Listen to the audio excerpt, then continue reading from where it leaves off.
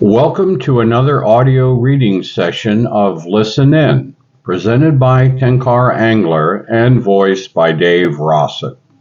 We are excited to have you with us again. For the Love of Bluegill, an article by Mike Graham. I didn't come from a big fishing and hunting household. My father loves the outdoors, but he wasn't much of an angler when I was a kid. He loved to hike, and I remember him building a blind so he could take wildlife photos. Chances are he learned to fish with me as I got interested in it. My introduction to fishing came from my grandfather, who was an avid bass angler. He chased bass with as much passion as I've seen anyone put into anything since then. From his ever-present Bass Pro Shops hat to his Bassmaster magazine jacket, he wore that piece of his heart on his sleeve. So with him as a mentor, I came into fishing with my eyes focused on bass. Like any kid who picks up a fishing rod, inevitably you run into bluegill and other panfish. For me, they were instruments in my fishing education.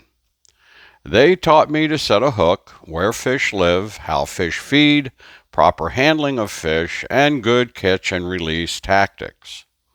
Most importantly, they gave me a huge appreciation for what was living under the water in the lakes and the ponds around me. The variations of size, shape, and color still fascinate me to this day. The fish in the pet store have nothing on a really colored-up pumpkin seed in my book.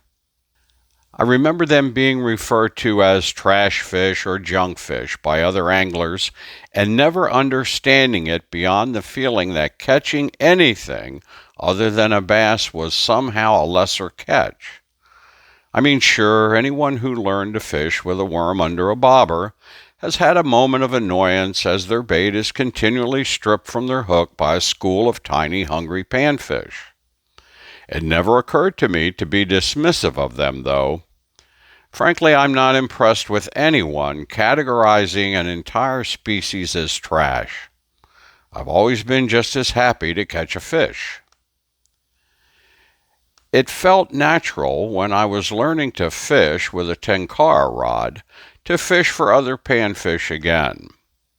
To channel that nostalgia I have for childhood fishing trips and learning the ins and outs of fishing into learning a new way to approach fishing. Feeling once again in myself the same kind of joy I've seen on the faces of my own kids when they watch a panfish take their bobber under. I'm watching the line instead of a bobber these days, but the joy's the very same.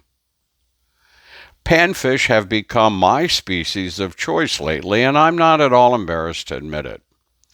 They hit like a truck, pound for pound, fight just as hard as any bass, and have some of the most brilliant colors this side of the tropics. It's just as challenging to fish for large bluegill as it is for large bass. 10 inches is considered a trophy fish in my state. I've come close, but I'm still chasing that state pin. I got to the spot in the late morning and was greeted by an empty stretch of lakeshore with the sun bathing the whole area in its warmth. Already looking at the water, I could see small bluegills chasing each other in the shallow water, fighting over food. The last time I was out fishing, I walked down to the shore and started getting the line on my rod. I had tied on a big green Bluegill bullet fly in moss green on a size 4 hook. I cast out near the edge of the bed of lily pads and let the fly sit. Eventually, after the rings had vanished, I popped my rod and watched the fly dart forward and come to rest. No sooner had it stopped when the water under it erupted. My fly disappeared, and my rod bent like a question mark. I was still thrilled to break in my new hellbender with what felt like a small bass.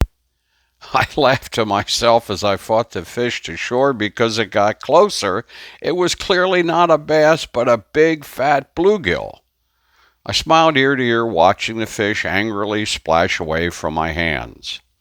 That scene repeated itself a half a dozen times while I was there.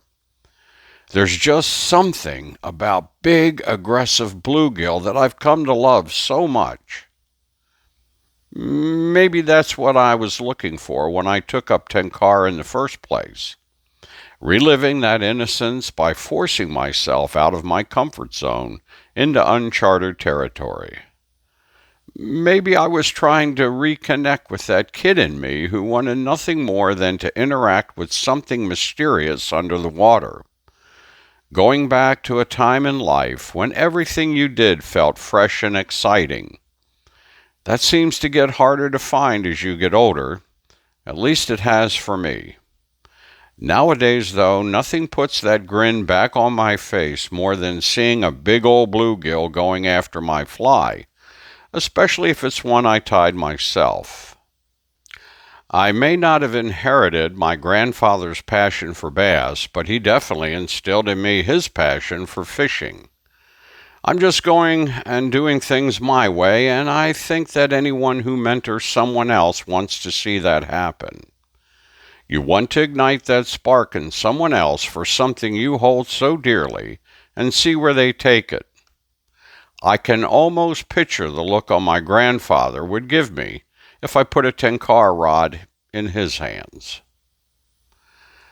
Mike Graham is one of the founding members of the Esoteric Anglers Club and arguably the most esoteric member so far. This article originally appeared in the 22-23 issue of Tenkara Angler magazine. Thank you for taking this time with Tenkara Angler. We hope you have enjoyed this article.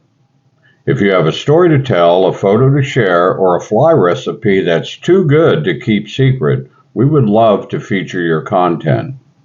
Find your way over to tenkaraangler.com to learn how to submit your contribution for publication.